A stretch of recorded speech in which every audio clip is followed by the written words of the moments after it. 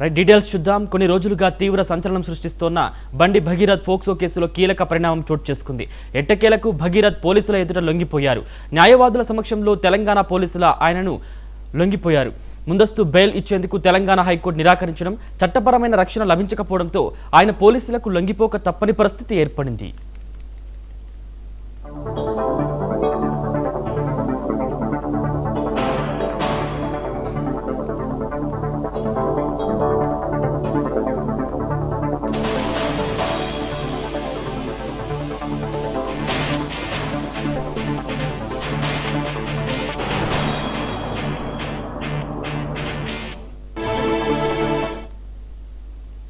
మరోవైపు ఈ కేసును అత్యంత ప్రతిష్టాత్మకంగా తీసుకున్న తెలంగాణ పోలీసులు దర్యాప్తును వేగవంతం చేశారు. భగీరథ్ విచారణకు హాజరు కాకుండా పరారీలో ఉండటంతో ఆయన దేశం విడిచి వెళ్లకుండా ఉండేందుకు వీలుగా లుకౌట్ నోటీసులు సైతం జారీ చేశారు. ఈ క్రమంలోనే ఉచ్చు బిగిస్తుండటం గమనించిన భగీరథ్ ఆయన న్యాయవాదుల సలహా మేరకు పోలీసుల ఎదుట లొంగిపోయినట్లు తెలుస్తోంది.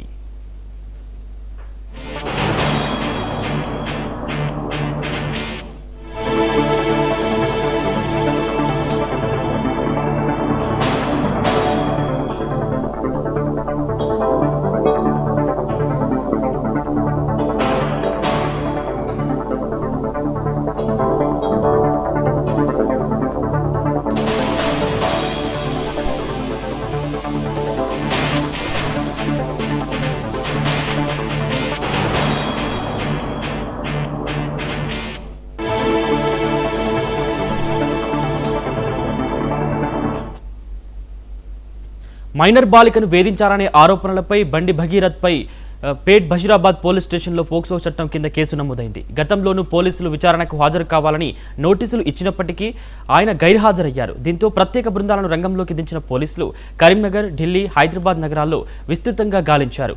అతని ఇంటిలో సోదాలు నిర్వహించారు. భగీరథ్ ఆచూకీ ఎక్కడా తెలియకపోవడంతో చివరకు లుకౌట్ నోటీసులు జారీ చేయడంతో హైడ్రామాకు తెరపడింది. ప్రస్తుతం భగీరథ్ పోలీసుల అదుపులో ఉన్నారు.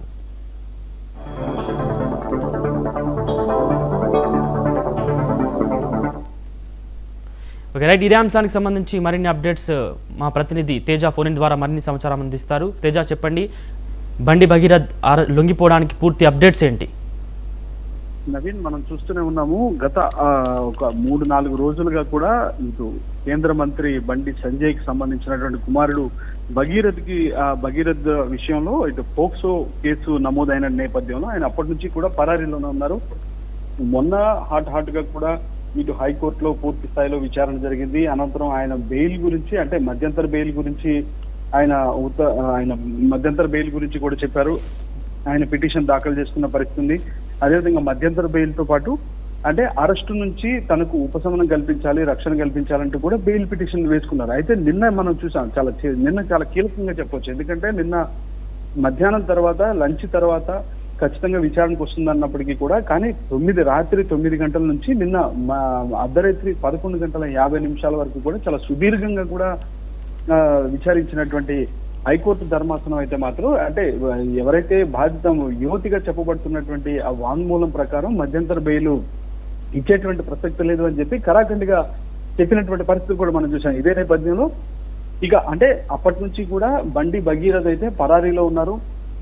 ఇప్పటికే హైకోర్టులో తను అంటే ఎవరైతే బాధిత యువతగా చెప్తున్నటువంటి వ్యక్తి ఆమె మైనర్ గా కూడా గుర్తించారు. ఇటు జిహెచ్ఎంసీ రికార్డ్స్ ప్రకారం, అదేవిధంగా ఆమె 10th క్లాస్ రికార్డ్స్ ప్రకారం కూడా పూర్తి స్థాయిలో ఆమె అంటే 17 నెలలు మాత్రమే ఉన్నది.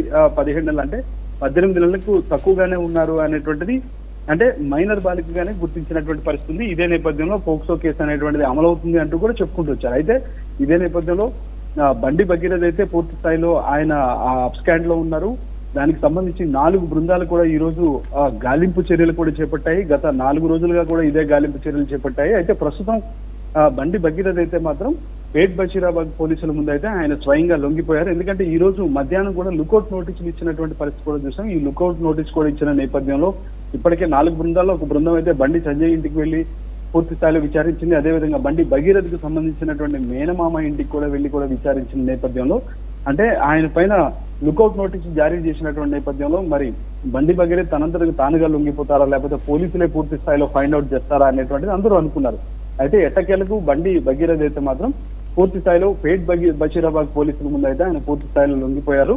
తాను పూర్తి స్థాయిలో లొంగిపోతున్నాను, చట్టాన్ని గౌరవిస్తున్నాను అనేటువంటి ఒక మాట అయితే చెప్పినట్టుగా తెలుస్తుంది. ఇప్పుడు ప్రస్తుతం అయితే మాత్రం బండి భగీరథ్ పేట్ బషీరాబాద్ పోలీసులు అదుపులో ఉన్నారు అన్నట్లుగానే మనం చెప్పాలి. నేను తేజ, మొత్తానికి లుకౌట్ నోటీసులు జారీ చేయడం వల్లనే బండి భగీరథ్ను బండి సంజయ్ పోలీసులకు అప్పచెప్పడం జరిగిందని చెప్పుకోవచ్చా? ఖచ్చితంగా నవీన్, ఎందుకంటే ఇదే విధమైనటువంటి చర్చ మధ్యాహ్నం జరిగింది. ఎంటైర్ మాధ్యమాలన్నింటిలో కూడా, అది సోషల్ మీడియా కావచ్చు, లేదంటే శాటిలైట్ మీడియాకి సంబంధించినటువంటి అంశాల్లో కావచ్చు, కొంతమంది నిపుణులు సంబంధించినటువంటి అంశాల్లో కావచ్చు, వాళ్ళంతా కూడా ఇదే విధమైన కామెంట్ చేశారు. ఎందుకంటే బండి సంజయ్ ఇప్పటికే కేంద్ర మంత్రిగా ఉన్నారు, ఆయన కేంద్ర హోంశాఖ సహాయ మంత్రిగా ఉన్నారు. సహాయ మంత్రిగా ఉన్న నేపథ్యంలో ఆయన అందరికీ ఆదర్శంగా ఉండాలి అనేటువంటిది ఒక సూచన చేస్తూ మానవ సంఘాలు కానివ్వండి, లేకపోతే జర్నలిస్ట్ సంఘాలు కానివ్వండి, లేకపోతే ఇటు లాయర్లు కానివ్వండి, చాలా మంది ఇదే విధమైనటువంటి సూచన బహిర్గతంగా కూడా మీడియా ముఖంగా వెల్లడించినటువంటి పరిస్థితులు కూడా మనం చూసాం. ఇదే నేపథ్యంలో ఇక ఎట్టకేలకు ఇటు బండి సంజయ్కి సంబంధించినటువంటి లాయర్లు కానీ, లేకపోతే బండి భగీరథకి సంబంధించినటువంటి లాయర్లు కానీ, లేకపోతే బండి భగీరథకి సంబంధించినటువంటి వారి యొక్క కుటుంబ సభ్యులు కానీ, అతను స్వచ్ఛందంగా పోలీసులకు పూర్తి స్థాయిలో సరెండర్ చేస్తేనే చాలా హుందాగా వ్యవహరించినట్టు ఉంటుంది అనేటువంటి అభిప్రాయాన్ని వ్యక్తం చేసినటువంటి నేపథ్యంలో, ఇక ఎందుకంటే ఇది కోర్టులో ఉన్నటువంటి అంశం కావడంతో అందరికీ ఆదర్శవంతంగా ఉండాలి, ఏదైనా కానీ కోర్టులోనే తేల్చుకోవాలి, కాబట్టి ఆయన అప్స్కాండ్ లో ఉండటం కరెక్ట్ కాదు అనేటువంటి నేపథ్యంలోనే బండి భగీరథ్ అయితే మాత్రం పేట్ బషీరాబాద్ పోలీసుల ముందు అయితే ఆయన లొంగిపోయారు. పూర్తి స్థాయిలో పోలీసులకు సహకరిస్తాను, విచారణకు సహకరిస్తాను, ఏది జరిగినా కానీ తాను కడిగిన ముత్యంలాగా బయటకు వస్తాను, తానే తప్పు చేయలేదు అనేటువంటి చెప్తున్నప్పటికీ కూడా వ్యవస్థలను గౌరవిస్తున్నాను, పోలీసు వ్యవస్థలను గౌరవిస్తున్నాను, కాబట్టి తాను ఎక్కడున్నారు అనేటువంటిది కూడా ఆయన అంతటికి ఆయనగానే తేటతెల్లం చేసినట్టుగా కూడా తెలుస్తుంది. సో మొత్తంగా పేట్ బషీరాబాద్ పోలీస్ స్టేషన్ ముందు అయితే పోలీసుల ముందు ఆయన హాజరయ్యారు, ఆయన లొంగిపోయారు అన్నట్లుగానే మనం చెప్పాలి. నవీన్, తేజ, కరీంనగర్, ఢిల్లీ, హైదరాబాద్ నగరాల్లో విస్తృతంగా గాలించినట్లు కూడా తెలిసింది, అయినా ఆచూకీ లభించలేదు. స్వయంగా వారే రావడం అంటే ఇన్ని రోజులు ఎక్కడ అతను ఉన్నాడు అనే ఏమైనా అప్డేట్స్ ఉన్నాయా? ఖచ్చితంగా నవీన్, ఎందుకంటే ఆయన బండి భగీరథ్ తన మేనమామ ఇంట్లోనే ఉన్నారు అనేటువంటిది అయితే మాత్రం ఒక ఊహాగానాలు వినిపించినటువంటి పరిస్థితి కూడా మనం చూసాం. ఇదే నేపథ్యంలో ఈ రోజు మధ్యాహ్నం లుకౌట్ నోటీసులు పోలీసులు జారీ చేసిన తర్వాత, అంటే ఇటు బండి సంజయ్ ఇంటికి వెళ్ళి కూడా ఒక టీం అయితే, అంటే 4 సోదాలుగా ఇటు కరీంనగర్ లో కావచ్చు, హైదరాబాద్ లో కావచ్చు, ఢిల్లీలో కావచ్చు, పూర్తి స్థాయిలో కూడా గాలింపు చర్యలు అయితే చేపట్టారు. ఇటు బండి సంజయ్కి సంబంధించినటువంటి ఆ సన్నిహితుల ఇళ్లలో కానీ, లేకుంటే బండి భగీరథకి సంబంధించినటువంటి ఆయనకు సంబంధించినటువంటి బంధువుల ఇళ్లలో కానీ పూర్తి స్థాయిలో సోదాలు నిర్వహించారు. బండి భగీరథకి సంబంధించినటువంటి స్నేహితులు, వాళ్ళ స్నేహితులకు సంబంధించినటువంటి ఇళ్లలో కూడా పూర్తి స్థాయిలో ఎంక్వైరీ చేయడంతో పాటు విచారణ చేపట్టారు, సోదాలు కూడా నిర్వహించారు. కానీ ఎక్కడా లేకపోయినప్పటికీ కూడా కొంత మేనమామ ఇంట్లో ఉన్నారు బండి భగీరథ్ అనేటువంటిది కొంత పోలీసులు అయితే గుర్తించినట్లుగా తెలుస్తుంది.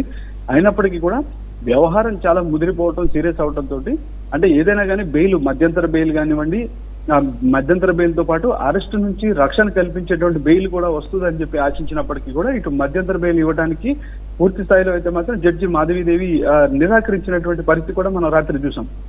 ఇదే నేపథ్యంలో ఏదైనా లొంగిపోవటం అనేటువంటిది ఒక హుందాతనంగా ఉంటుంది అనేటువంటి ఆలోచనతోనే బండి భగీరథ్ ఇక లుకౌట్ నోటీస్ ఇచ్చిన నేపథ్యంలో తాను దాక్కోవటం కరెక్ట్ కాదు, లేకపోతే హైడ్ గా ఉండటం కరెక్ట్ కాదు, పోలీసుల ముందు ఏదైనా కానీ పోలీసుల ముందు లొంగిపోవాలి, తర్వాత ఆ పూర్తి స్థాయిలో తనకు సంబంధించినటువంటి లాయర్లతో కానివ్వండి, లేకపోతే తన దగ్గర ఉన్నటువంటి సాక్ష్యాధారాలు ఏవైతున్నా వాటితోటే ముందుకు ఫైట్ చేయాలి, కానీ ఇక అప్స్కాండ్ లో ఉండటం అనేటువంటిది కరెక్ట్ కాదు అని నిర్ణయించుకున్నటువంటి నేపథ్యంలోనే ఆయన పూర్తి స్థాయిలో పేట్ బషీరాబాద్ పోలీసుల ముందు అయితే మాత్రం ఆయన లొంగిపోయినట్లుగా తెలుస్తుంది. ప్రస్తుతం బండి భగీరథ్ అయితే మాత్రం పేట్ బషీరాబాద్ పోలీసులు అదుపులోనే ఉన్నారన్నట్లుగానే మనం చెప్పాలి. Naveen, okay, thank you Teja.